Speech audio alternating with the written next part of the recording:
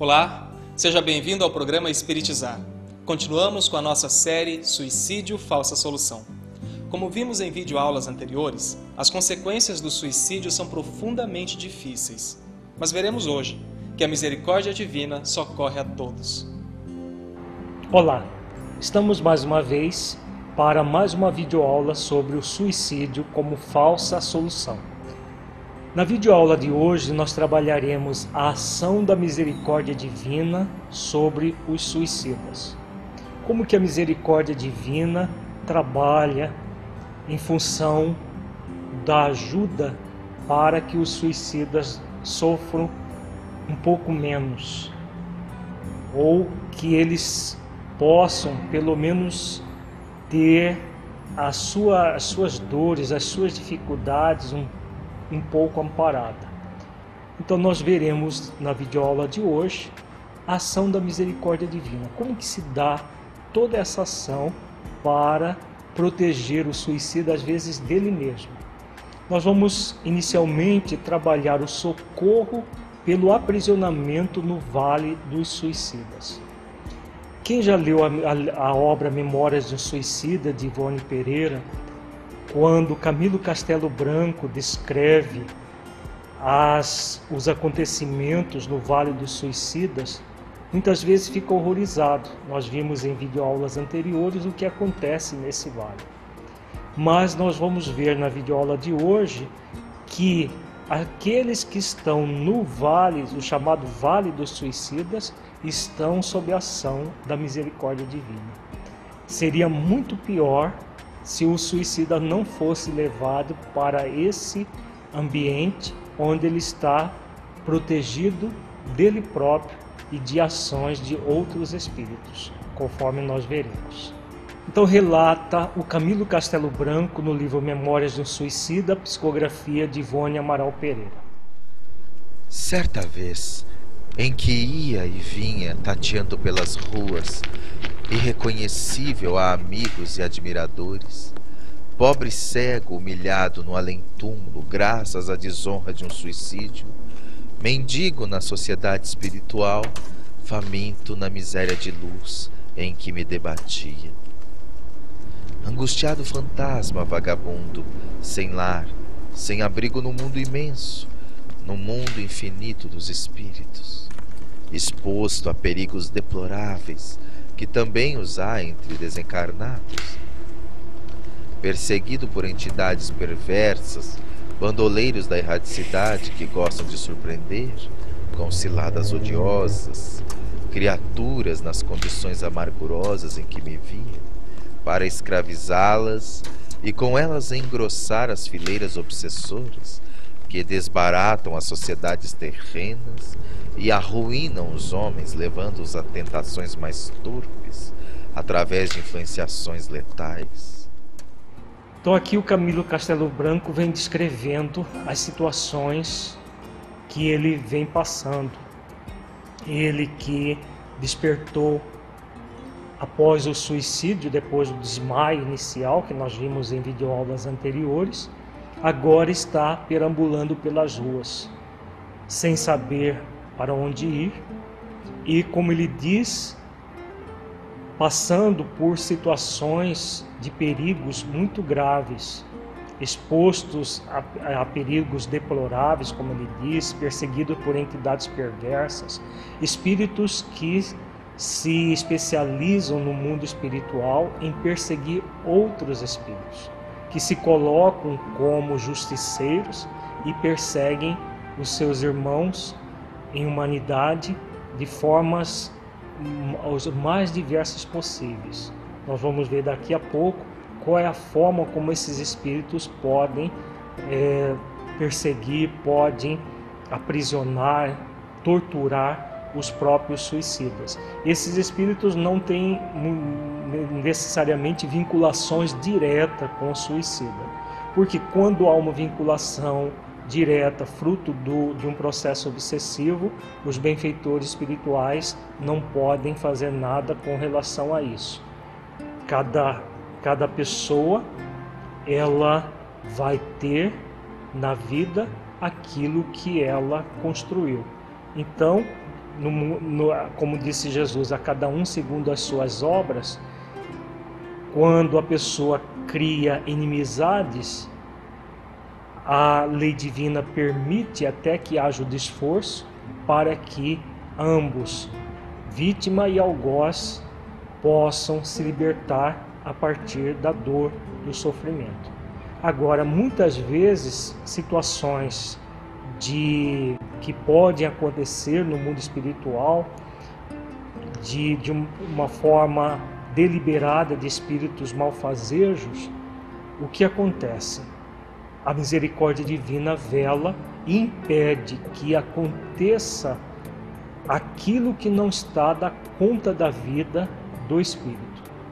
Tudo que nos acontece, sejamos encarnados ou desencarnados, só vai acontecer se estiver na conta da nossa vida, no sentido de que nós devemos para a vida algo e aí nos acontece.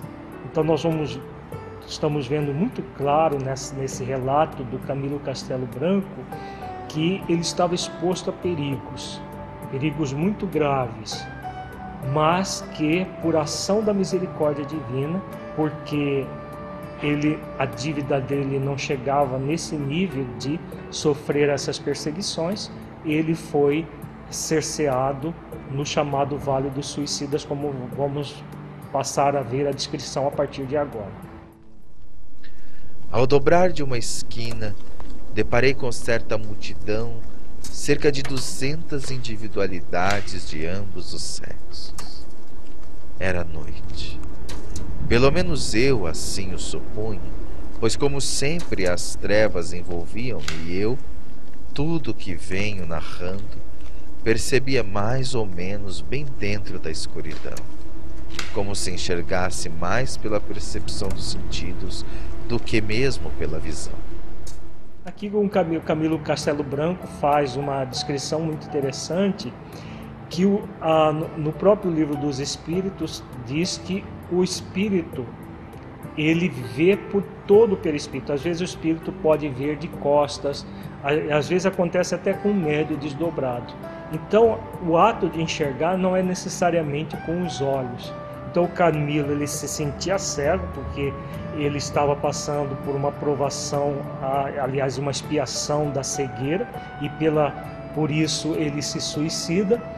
E pelo fato de se suicidar por causa da cegueira, ele permanece cego, mas ao mesmo tempo ele vê, mas ele vê com outros sentidos que não a visão, que na verdade o perispírito ele poderia ver, como de fato aconteceu, depois no futuro ele passou a ver, mas como havia aquela impressão do perispírito sobre aliás, do corpo danificado sobre o perispírito, ele acreditava que ainda não conseguia enxergar, como nós vimos na videoaula anterior. Então, ele vem relatando várias vezes no Memórias do Suicida, ele relata que às vezes ele percebia-se cego, mas para outras coisas ele via. Então, o fenômeno é explicado dessa maneira, são as repercussões do corpo no próprio perispírito e pelo ato de rebeldia de se matar por causa da cegueira. Aliás, eu me considerava cego, mas não me explicando até então como, destituído do inestimável sentido, possuía não obstante capacidade para tantas torpezas enxergar, ao passo que não a possuía sequer para reconhecer a luz do sol e o azul do firmamento. Então aqui ele fala exatamente isso que nós acabamos de explicar. Ele conseguia ver as torpezas pela própria condição espiritual dele, mas não conseguia ver o céu, o firmamento, não conseguia ver a luz solar, não conseguia ver a paisagem do belo, mas daquilo que era feio, daquilo que era próprio para aquele momento consciencial dele, ele conseguia ver. Essa multidão, entretanto, era mesmo que vinha consertando o coro sinistro que me aterrava. Tendo-a eu reconhecido, porque no momento em que nos encontramos, entrou a uivar desesperadamente, atirando aos céus blasfêmias, diante das quais as minhas seriam meros gracejos. Então aqui ele está falando da multidão dos suicidas que haviam na região, que foram agrupados nesse momento. Então, junto com ele, como ele vem falando desde o que nós vimos em videoaulas anteriores, das situações que aconteceram, que ele presencia desde o cemitério, toda uma série de acontecimentos, não apenas com ele, mas com outros espíritos. E esses espíritos foram agrupados, como nós já vimos em videoaulas anteriores, espíritos ligados, espíritos suicidas com vinculação com o Brasil, Portugal, Espanha e colônias portuguesas. Tentei recuar, fugir, ocultar-me dela, apavorado por me tornar dela conhecido. Porém, porque marchasse em sentido contrário ao que eu seguia, depressa me envolveu, misturando-me ao seu todo para absorver-me completamente em suas ondas. Fui levado de roldão, empurrado, arrastado, malgrado meu, e tal era a aglomeração que me perdi totalmente em suas dobras. Apenas me inteirava de um fato, porque isso mesmo ouvia rosnarem ao redor, e era que estávamos todos guardados por soldados, os quais nos conduziam. A multidão acabava de ser aprisionada.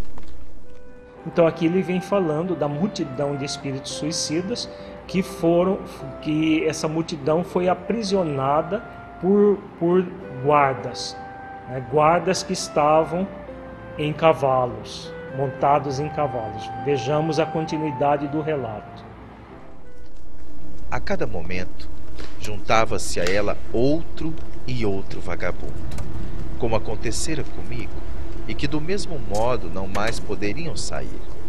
Dir-se-ia que esquadrão completo de milicianos montados conduzia-nos à prisão. Ouviam-se as patadas dos cavalos sobre o lajedo das ruas e lanças afiadas luziam na escuridão, impondo temor. Então esse grupo de milicianos que ele está redescrevendo aí, na verdade são chamados lanceiros dos servos de Maria, da colônia Esperança.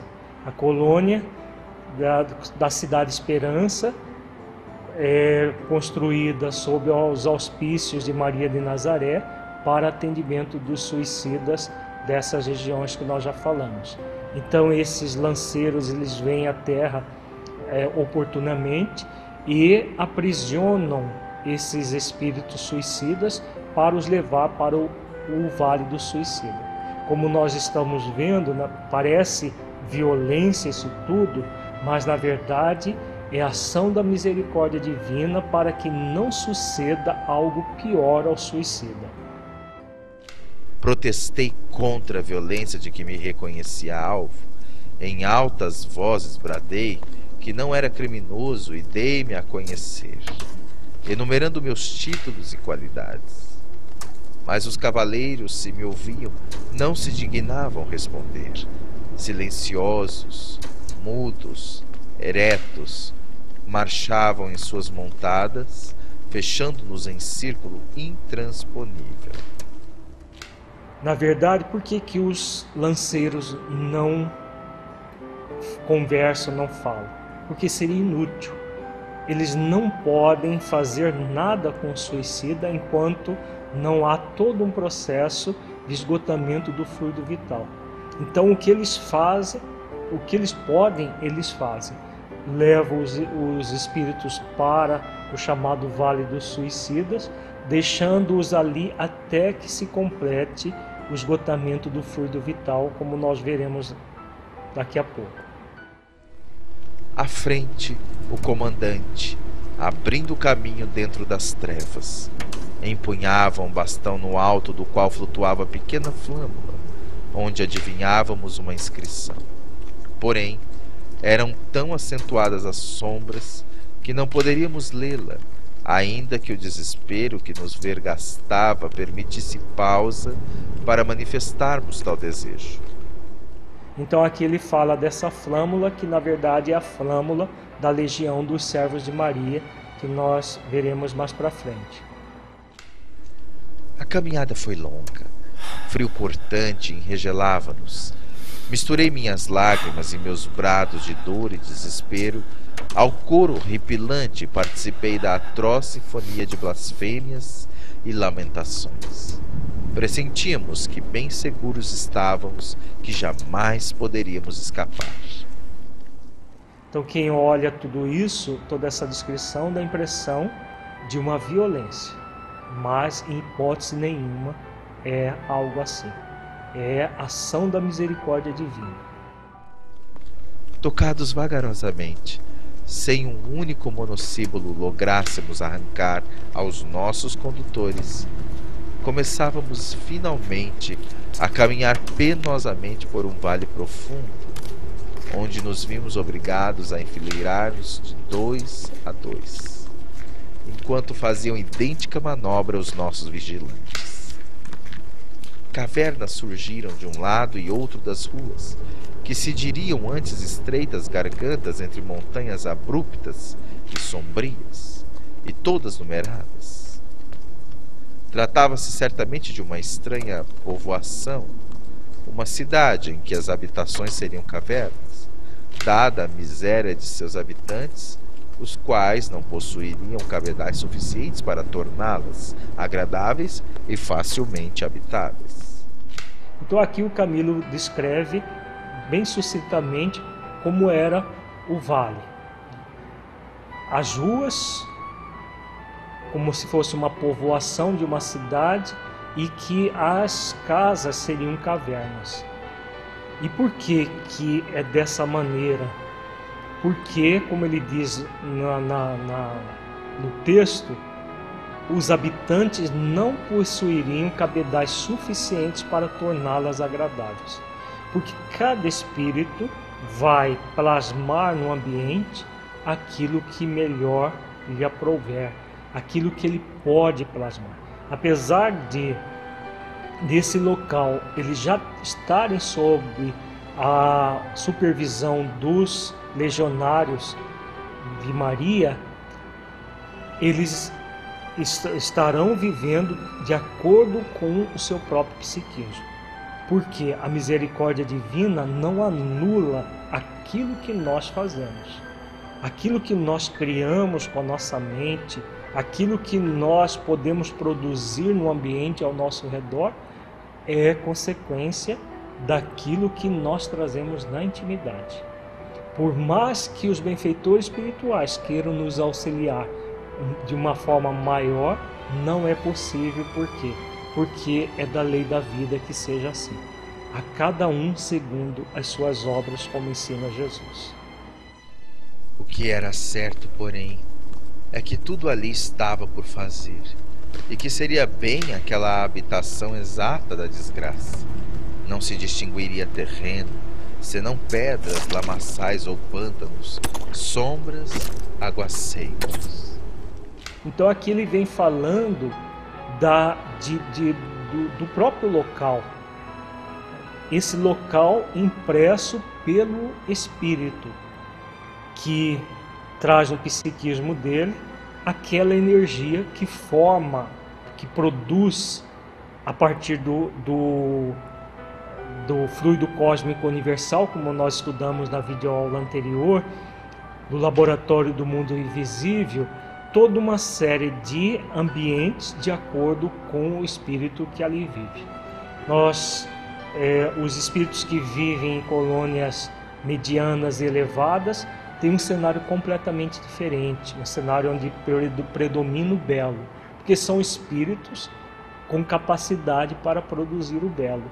Os espíritos suicidas, como eles estão vinculados a uma delinquência, aliás, a maior delinquência que o ser humano pode cometer, como nós já estamos vendo, ele só vai poder formar a partir do fluido cósmico universal, uma região de uma aparente desgraça.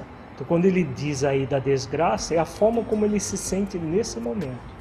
Mas tenhamos plena convicção que, mesmo com todo esse sofrimento, mesmo com toda essa condição que ele estava vivendo, aquilo era uma graça divina, porque eles estavam sob a supervisão dos legionários de Maria, que Maria de Nazaré é um espírito que Jesus, o próprio Cristo solicitou a ela que cuidasse dos suicidas do planeta inteiro. Então ela é um espírito que cuida do suicida do planeta inteiro, porque Jesus certa vez disse, e isso é relatado no livro Memórias de um Suicida, somente o amor de mãe poderia resgatar o suicídio do drama que ele mesmo criou para si mesmo. Então tudo isso que nós estamos vendo, esses relatos nus e crus, difíceis, por mais difíceis que sejam, existem coisas muito piores do que isso que poderia acontecer com ele, mas que ele estava sob a supervisão dos servos de Maria. Internavam-nos cada vez mais naquele abismo. Seguíamos. E finalmente, no centro de grande praça, encharcada qual um pântano, os cavaleiros fizeram alto. Com eles estacou a multidão.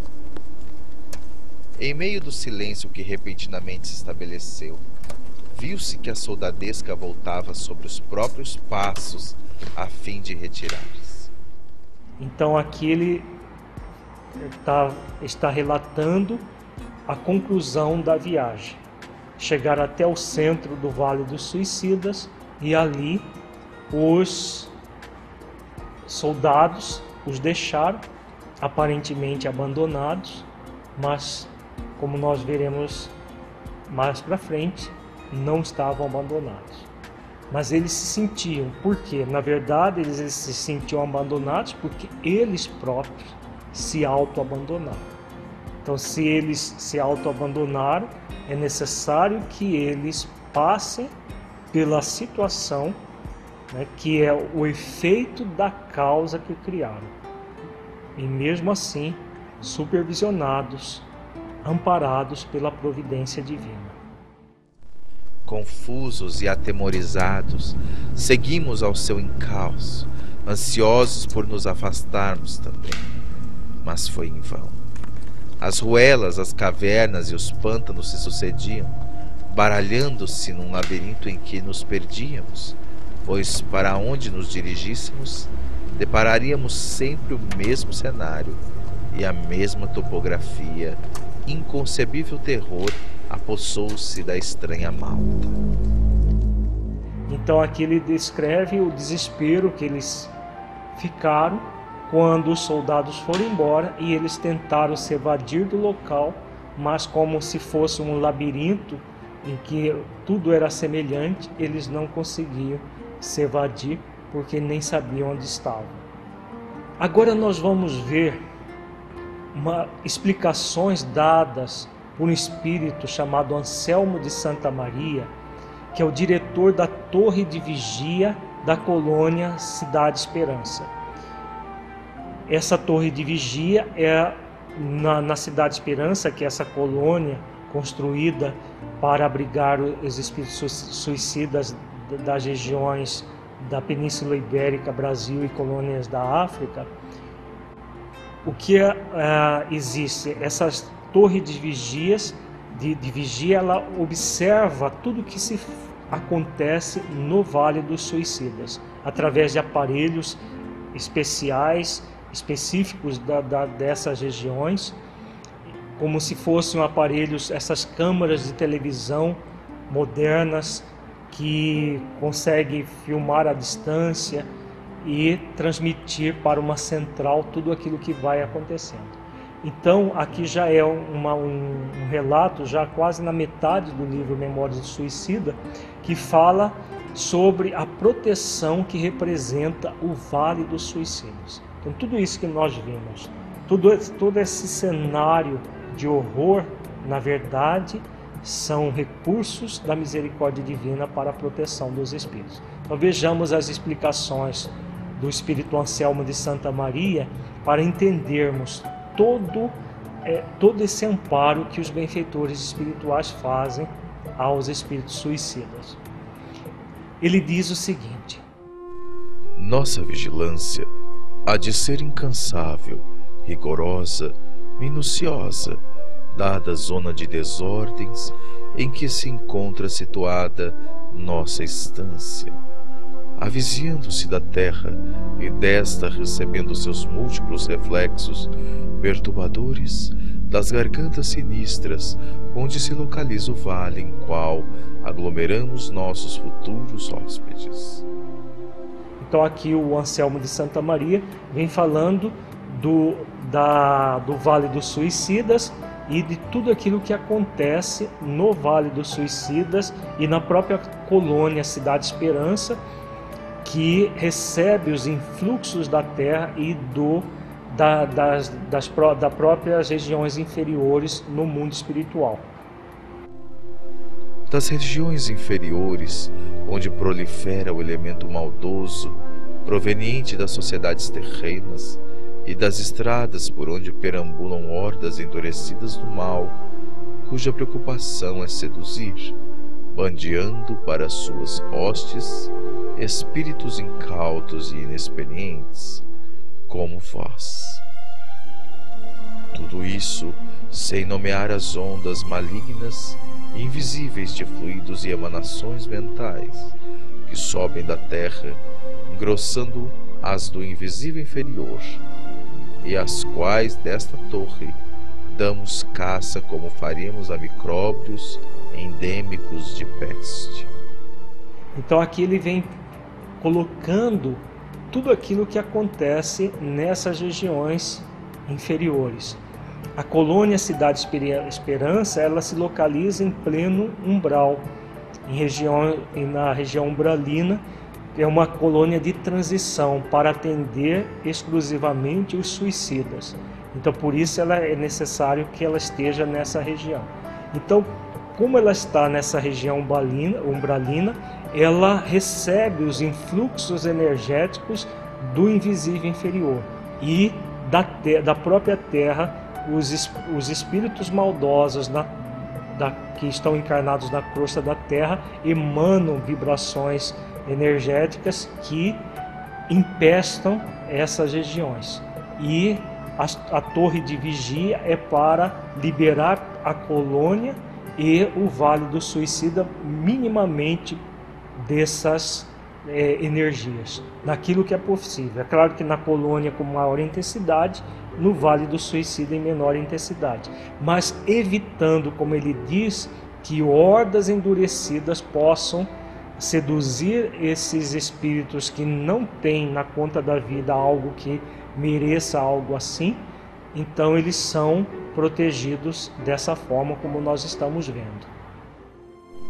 Através dos aparelhamentos que vedes, estamos em ligação permanente com os sucessos desenrolados no Vale dos Suicidas.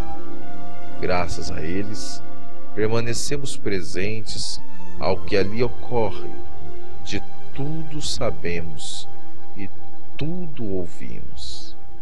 Então aqui ele descreve os aparelhos. A única forma de nós entendermos isso são os aparelhos de televisão moderna, essas câmeras de segurança que ficam filmando 24 horas por dia determinado local, transmitindo para uma central. No mundo espiritual, a tecnologia é muito mais avançada do que no mundo físico. Na verdade, tudo que nós temos no mundo físico é uma cópia imperfeita do que existe no mundo espiritual. Então, o que o Espírito está dizendo exatamente sobre esses aparelhos que filmava as pessoas e os sons, tudo aquilo que elas falavam, eles registravam nos aparelhos e acompanhavam à distância os espíritos no Vale dos Suicidas. Poderíamos exercitar a clarividência, a visão à distância, assim como outros dons anímicos que igualmente possuem os nossos técnicos. a fim de nos inteirarmos do que necessitarmos saber, pois temos, mesmo na torre, funcionários capazes de tão vultuoso quanto melindroso serviço, como aquelas operosas irmãs que acolá observamos atentas no cumprimento do dever. Então aqui ele vem dizendo que eles poderiam não utilizar os aparelhos, mas utilizar o fenômeno da clarividência, que é um dom anímico em que o espírito se projeta mentalmente no local onde ele deseja. Mas o que acontece? Isso gasta uma energia muito grande. Então ele continua dizendo, por que eles não usam? Preferimos, porém, geralmente, os aparelhos, porque seria sacrificar demasiadamente, sem necessidade, tão preciosas faculdades anímicas, num local heterogêneo como este, carregado de influências pesadas, que delas exigiram grande dispêndio de energias preciosas.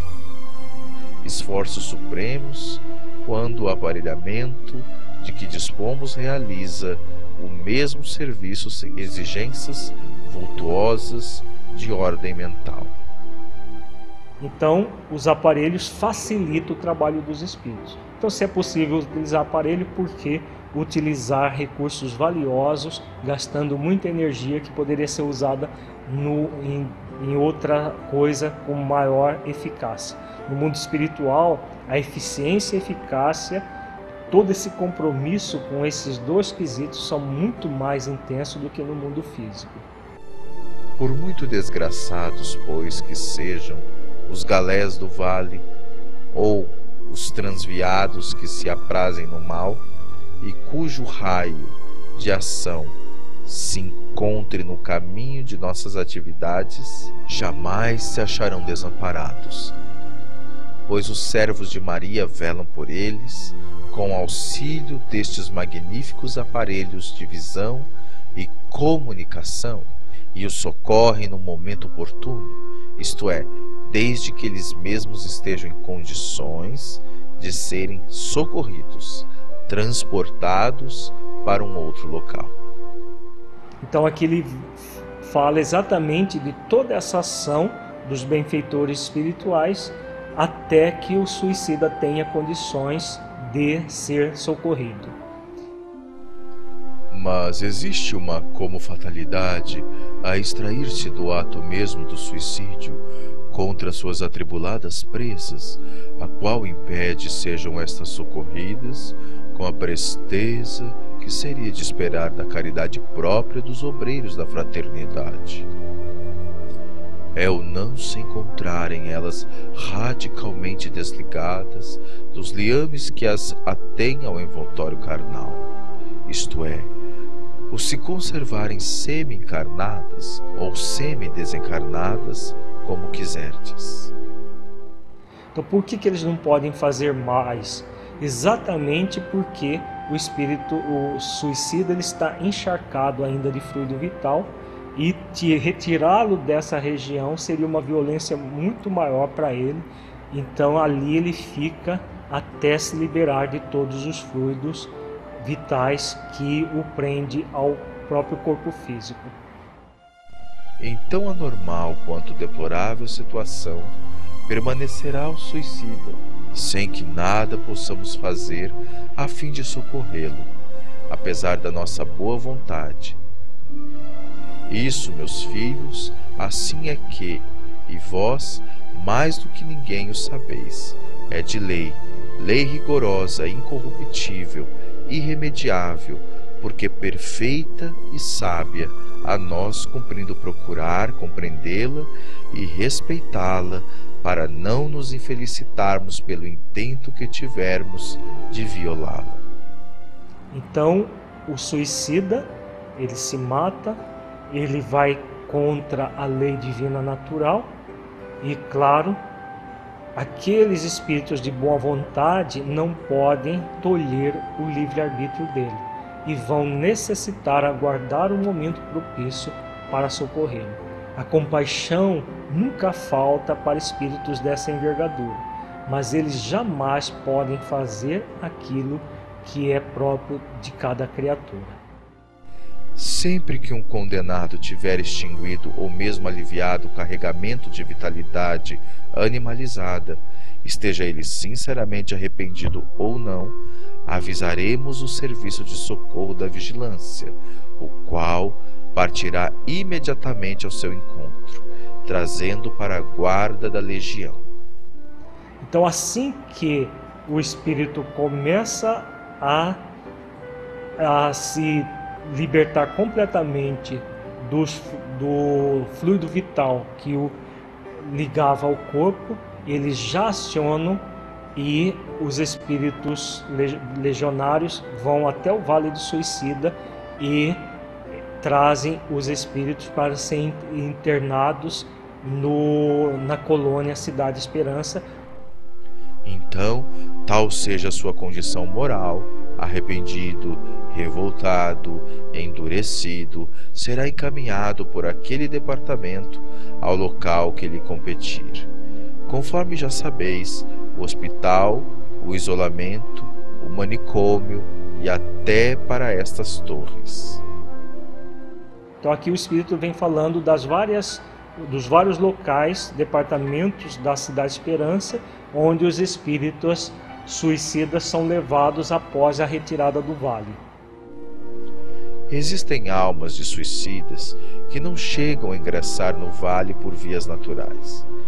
Ingressar ali já será estar o delinquente mais ou menos amparado, porque sob nossa assistência e vigilância, embora oculta, registrado nos assentamentos da colônia como candidato à futura hospitalização. O suicida que está no vale, ele está totalmente protegido. Já existem vários outros que nem para o vale conseguem ir. Há, no entanto, aqueles que são aprisionados ou seduzidos e desencaminhados antes de atingirem o vale, por maltas de obsessores que às vezes também foram suicidas, ou mistificadores, entidades perversas e criminosas, cujo prazer é a prática de vilezas, escória do mundo invisível, desnorteadas pelas próprias maldades, que continuam vivendo na terra, ao lado dos homens, contaminando a sociedade e os lares terrenos, que lhes não oferecem resistência através da vigilância, dos bons pensamentos e prudentes ações, infelicitando criaturas incautas que lhes fornecem acesso com a própria inferioridade moral e mental. Então aqui ele vem colocando a respeito dessas hordas que existem no mundo espiritual, ou de suicidas, de espíritos obsessores que foram suicidas, ou mistificadores, espíritos que se aproveitam dessa fragilidade dos suicidas e os desencaminham e aprisionam em situações muito mais difíceis do que aqui existe no Vale dos Suicidas. Se escravizado por semelhante horda, o suicida entra a experimentar torturas à frente das quais os acontecimentos verificados no vale, que são o resultado lógico do ato de suicídio, pareceriam meros gracejos.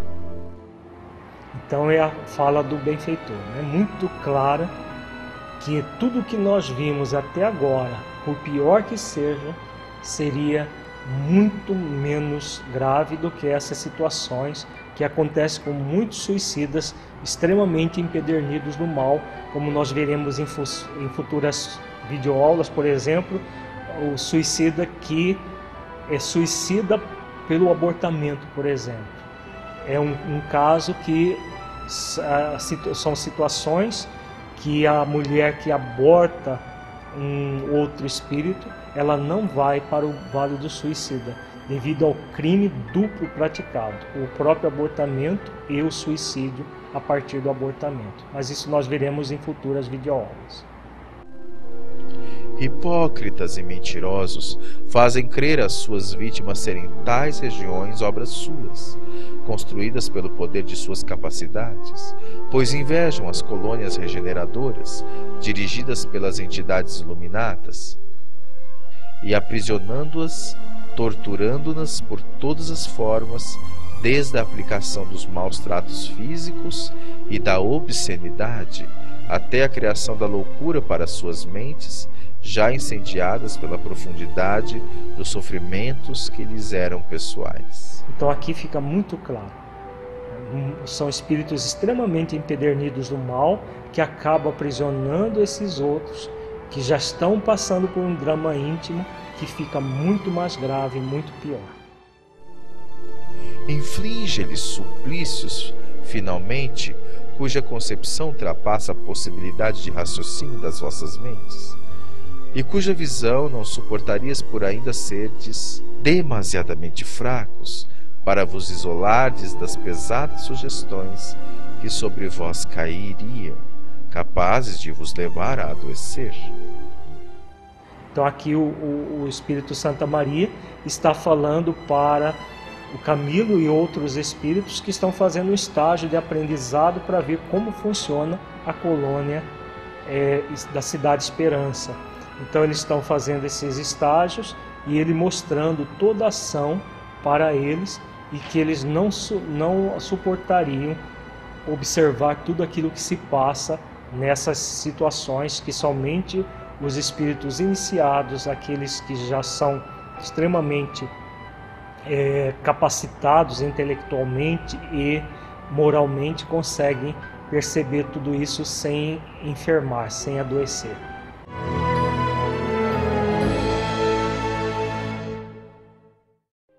Para que um rio seja caudaloso e forte, é preciso que tenha margens seguras para conduzi-lo. Para que uma flor desabroche, é preciso antes que ela tenha a sustentação vigorosa da planta. Para que sejamos pessoas de bem, é preciso nos qualificar, humanizar, para espiritizar. Projeto Espiritizar. Acesse o nosso site e saiba mais. www.espiritizar.org.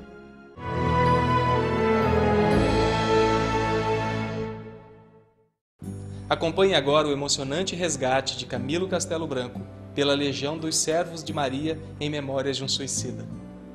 Agora nós vamos ver a ação dos Servos de Maria para concluir a nossa videoaula.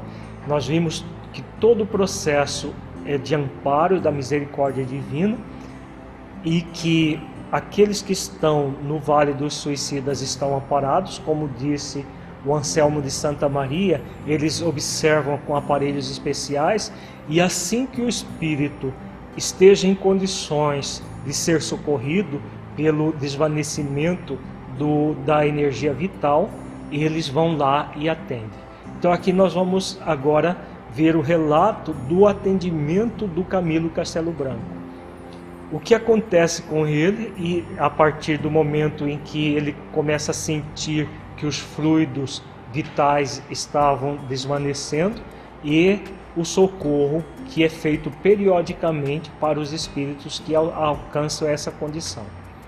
Então ele relata: um dia, profundo alquebramento sucedeu em meu ser a prolongada excitação.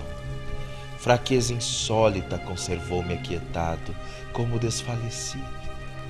Eu e muitos outros cômpares de minha falange estávamos extenuados, incapazes de resistirmos por mais tempo a tão desesperadora situação. Urgência de repouso fazia-nos desmaiar frequentemente, obrigando-nos ao recolhimento em nossas desconfortáveis cavernas. Então aqui ele vem descrevendo exatamente o momento em que ele começa a sentir que o fluido vital está se desvanecendo, que ele começa a desmaiar várias vezes, necessitando de um socorro maior. Não se tinham passado, porém, sequer 24 horas desde que o novo estado nos surpreendera, quando, mais uma vez, fomos alarmados pelo significativo rumor daquele mesmo comboio que já em outras ocasiões havia aparecido em nosso vale. Então aqui ele descreve os próprios veículos que os legionários de Maria vão até o Vale do Suicida para socorrer aqueles que alcançam esse estágio de esgotamento do fluido vital.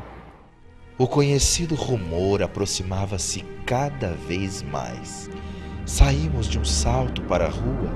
Vielas e praças encheram-se de réprobos, como das passadas vezes, ao mesmo tempo que os mesmos angustiosos brados de socorro ecoavam pelas quebradas sombrias, no intuito de despertarem a atenção dos que vinham para a costumeira vistoria. Então ele vem falando, né, de que quando havia esse rumor do comboio, os espíritos saíam das cavernas para tentar ser socorridos. Só que somente eram socorridos aqueles que tinham o fluido vital desvanecido, como o caso do Camilo Castelo Branco. Até que, dentro da atmosfera densa e penumbrosa, surgiram os carros brancos, rompendo as trevas com poderosos holofotes. Estacionou o trem caravaneiro na Praça Lamacenta. Desceu um pelotão de lanceiros. Em seguida, damas e cavalheiros que pareciam enfermeiros, e mais o chefe da expedição, o qual, como anteriormente esclarecemos, se particularizava por usar turbante e túnica hindus. Silenciosos e discretos, iniciaram o reconhecimento daqueles que seriam socorridos.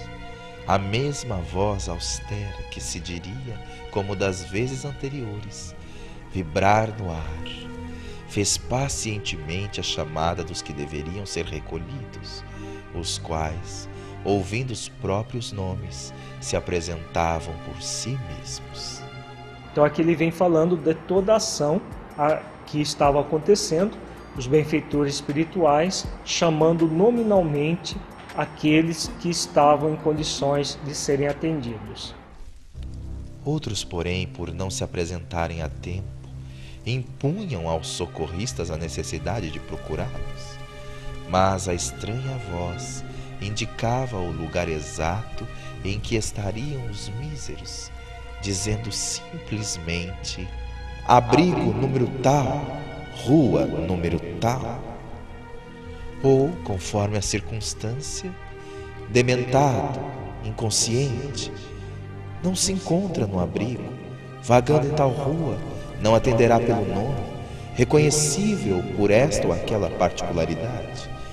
Dir-se-ia que alguém de muito longe assestava poderosos telescópios até nossas desgraçadas moradas, para assim informar detalhadamente do momento decorrente à expedição laboriosa.